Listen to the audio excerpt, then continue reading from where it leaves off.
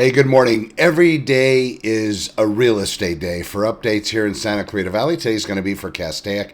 We're going to start off, though, with the overall view of Santa Clarita Valley, give you some headlines off of the World Wide Web, and talk a little bit about what's happening in real estate. And yes, I know saying World Wide Web is really something of an ancient term, but it's everywhere. And with the advent of artificial intelligence continuing its very steep uphill climb, I would say that here in the next couple months, we're going to see some amazing changes in that realm, and hopefully it will be something where we can all be happy with and not upset with. So let's talk about what's happening. Santa Clarita Valley overview, looking at the last 7 days, covering all the cities before I get into the Castaic specific update. 7 coming soon, 43 new listings, 18 properties have had their prices changed. 12 properties have come back onto the market. The price changes of 18, back on market properties 12, that is actually less than on average.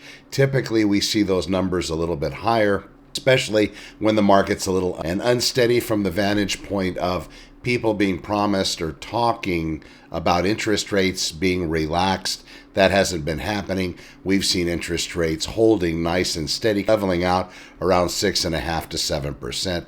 Now, of course, interest rates are very much dependent on your credit history, FICO score.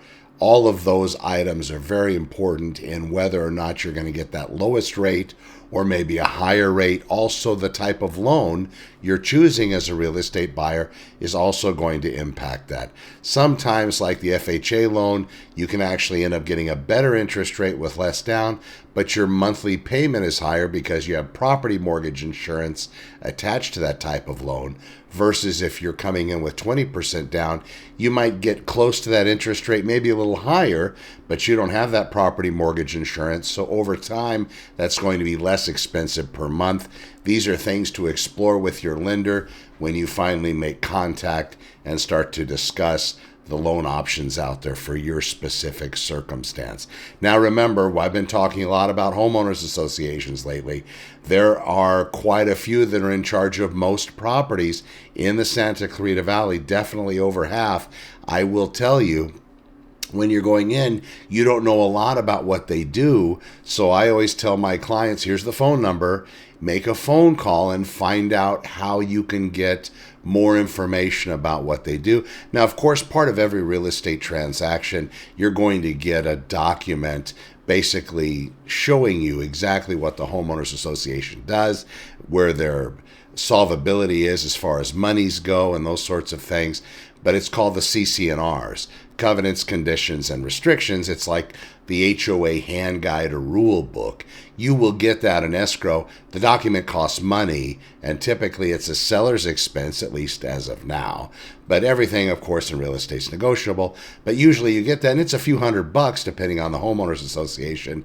And even when we have sellers that are holding on to their copy, replacing pages as things get updated, as the bylaws change, even with those, it's not going to work. They want that original document paid for, I guess, so somebody can, pay for dinner twice a week.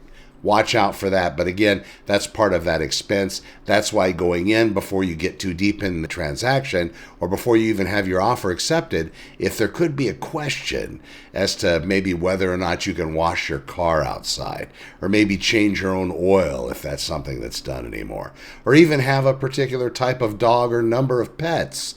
Those are things to be explored about the homeowners association. In addition to that, find out how much those fees can increase, because per monthly basis, you go in and they're going to be at a particular level. What if the homeowners association has been planning or is going to start planning doing some kind of entire community remodeling that's going to be costing or being paid through the homeowners association dues? You could have an increase of those, and it could be a lot of money. So these are questions to ask up front. Now, everything should be known to a point, but if you happen to go in and purchase into a complex right before that started to be discussed, at least you'll be in on the ground floor of it, so you'll know exactly what's going to be happening and maybe have some kind of a voice depending on how the homeowners homeowners association is managed, whether it's professionally managed or whether there's actually people that have been voted in for the board of directors with the homeowners association.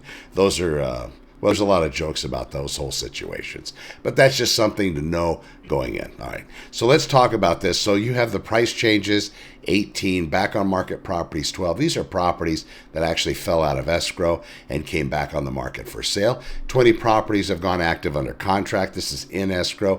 20 properties have also gone pending. 31 properties closed this last week in Santa Clarita Valley. That's a little bit of that week after Christmas, and then, of course, to today, the 4th of January, 2025.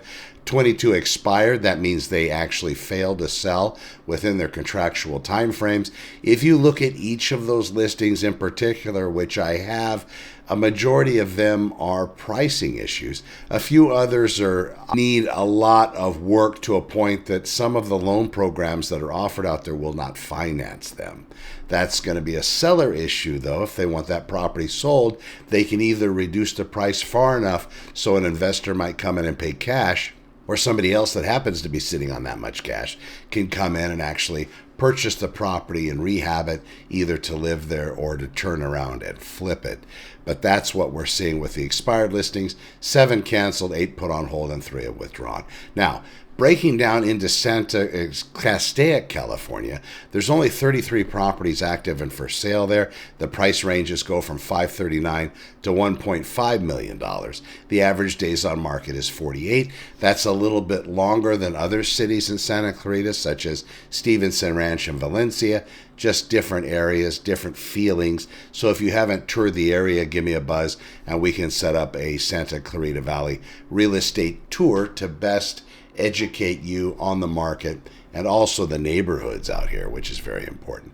Median sales price in Castaic, $830,000. In the last 30 days, 11 homes with an average sales price of $789,000 and a sales price to list price ratio of 99.1% have sold.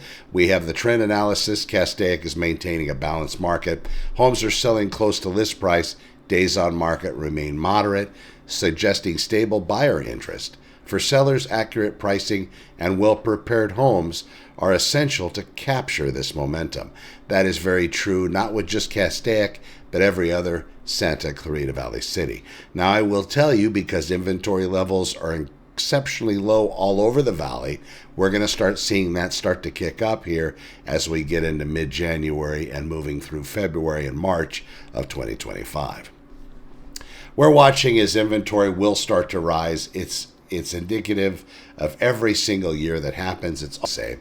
And we get into the January timeframe and February and March, you're going to see that competition between real estate sellers start to increase. You're also going to see prices start to increase, and you're also going to see higher buyer drive.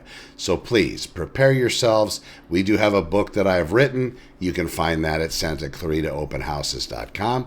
Besides that, there's a lot of information that I put out there on the blog to help both buyers and sellers make better decisions.